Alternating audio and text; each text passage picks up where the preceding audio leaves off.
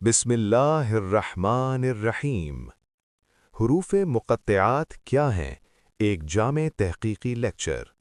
قرآن، حدیث اور مفسرین امت کی تحقیقات کی روشنی میں۔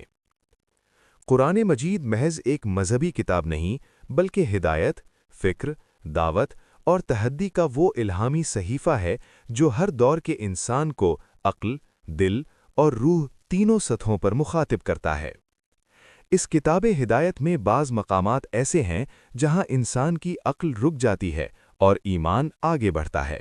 انہی مقامات میں ایک نمایاں مقام حروف مقطعات کو حاصل ہے۔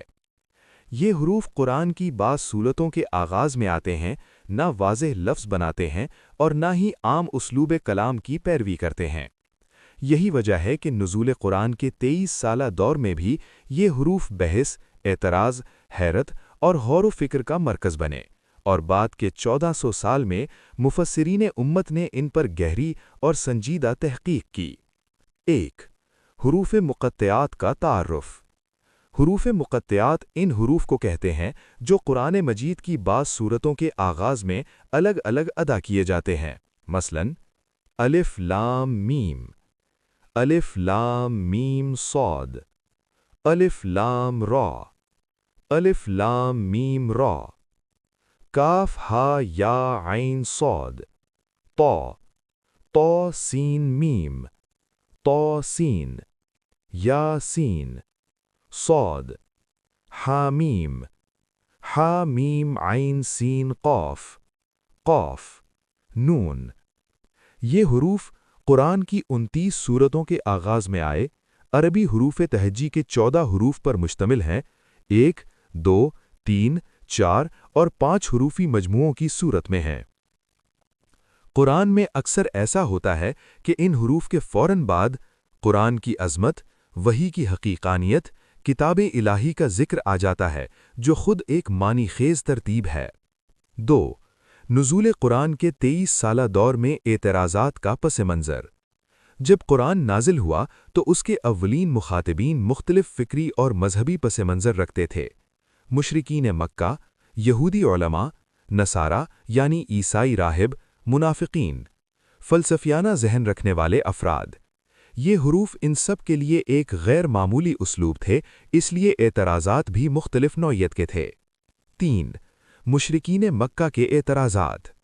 مشرکین مکہ قرآن کو انسانی کلام ثابت کرنا چاہتے تھے۔ جب انہوں نے سورتوں کو الف لام میم، حامیم، قوف جیسے حروف سے شروع ہوتے دیکھا تو کہا یہ بے ربط آوازیں ہیں۔ یہ نہ شعر ہے نہ نثر، یہ کسی جادوگر کا کلام معلوم ہوتا ہے۔ قرآن نے ان اعتراضات کا جواب بحث سے نہیں بلکہ چیلنج سے دیا۔ اگر یہ انسان کا کلام ہے تو تم بھی انہی حروف سے اس جیسا کلام لے آؤ۔ یہی اسلوب تحدی ہے جو آج تک قائم ہے۔ 4۔ یہودی علماء کا اعتراض، مدینہ کا دور۔ مدینہ نے بعض یہودی علماء نے حروف مقطعات کو ابجدی حساب میں تولنے کی کوشش کی۔ انہوں نے کہا الف لام میم 71، یعنی اس امت کی مدت محدود ہے۔ نبی کریم صلی اللہ علیہ وسلم نے فرمایا قرآن میں صرف الف لام میم نہیں بلکہ الف لام میم صاد، الف لام میم لا، کاف ہا یا عین صاد، حامیم عین سین قاف بھی ہیں۔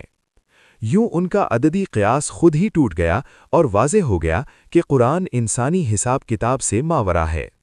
5۔ نصارہ کا اشکال۔ نجران کے عیسائی وفد نے کہا اللہ کا کلام واضح ہونا چاہیے، یہ مبہم حروف کیوں؟ اسلامی جواب یہ تھا ہر الہامی کتاب میں اسرار ہوتے ہیں، بائبل میں بھی تمثیلات ہیں۔ وہی عقل کے خلاف نہیں مگر عقل سے بلند ضرور ہے۔ 6۔ منافقین کا رویہ۔ منافقین نے کہا یہ عوام کو الجھانے کے لیے ہیں۔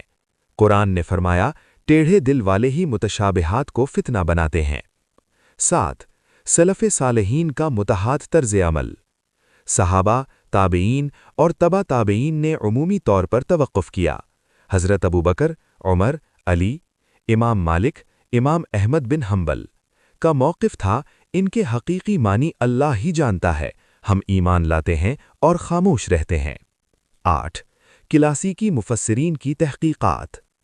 امام طبری، انہوں نے تمام اقوال جمع کیے مگر نتیجہ یہی نکالا کہ صحیح بات یہ ہے کہ ان کا علم اللہ کے پاس ہے۔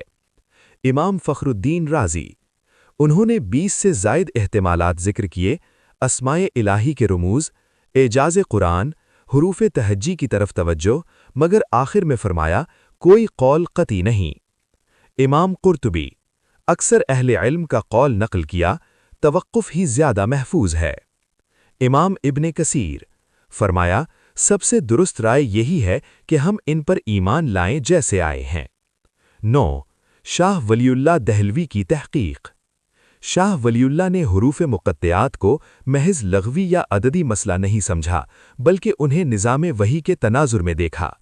ان کا بنیادی نقطہ، قرآن کے بعض مقامات عقل کو اطمینان دیتے ہیں اور بعض امتحان لیتے ہیں۔ وہ فرماتے ہیں حروف مقطعات وحی کے اسراری پہلو کی نمائندگی کرتے ہیں۔ یہ انسان کو یہ سکھاتے ہیں کہ ہر حقیقت عقل کے دائرے میں نہیں آتی۔ حجت اللہ البالغہ، الفوز الکبیر۔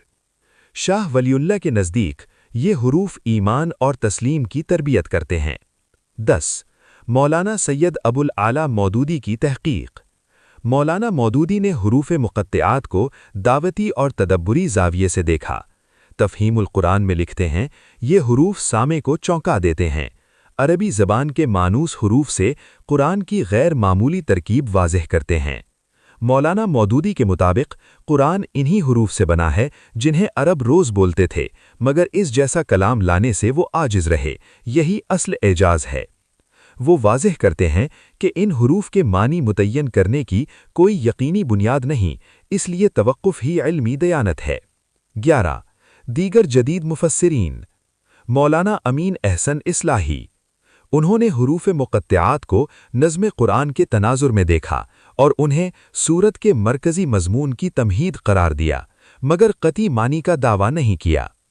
امام آلوسی، اشاری معنی بیان کیے مگر ساتھ تنبیہ، یہ قطعی تفسیر نہیں محض تدبر ہے۔ 12 اہل سنت والجماعت، بریلوی موقف۔ اہل سنت بریلوی اکابر خصوصاً امام احمد رضا خان بریلوی، صدر الافاضل نعیم الدین مرادآبادی کا موقف نہایت متوازن ہے۔ معنی تلاش کرنا منع نہیں مگر قطعی مان لینا باطل ہے۔ اصل مطلوب ایمان، ادب اور تسلیم ہے۔ 13 عصر حاضر کے لیے فکری پیغام۔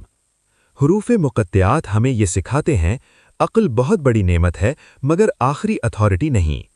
وہی انسان کو حد یاد دلاتی ہے، ایمان صرف سمجھنے کا نام نہیں ماننے کا بھی نام ہے۔ یہی وجہ ہے کہ منکر کے لیے یہ اعتراض بنے، مومن کے لیے قرب الہی کا ذریعہ بنے۔ اختتامی کلمات۔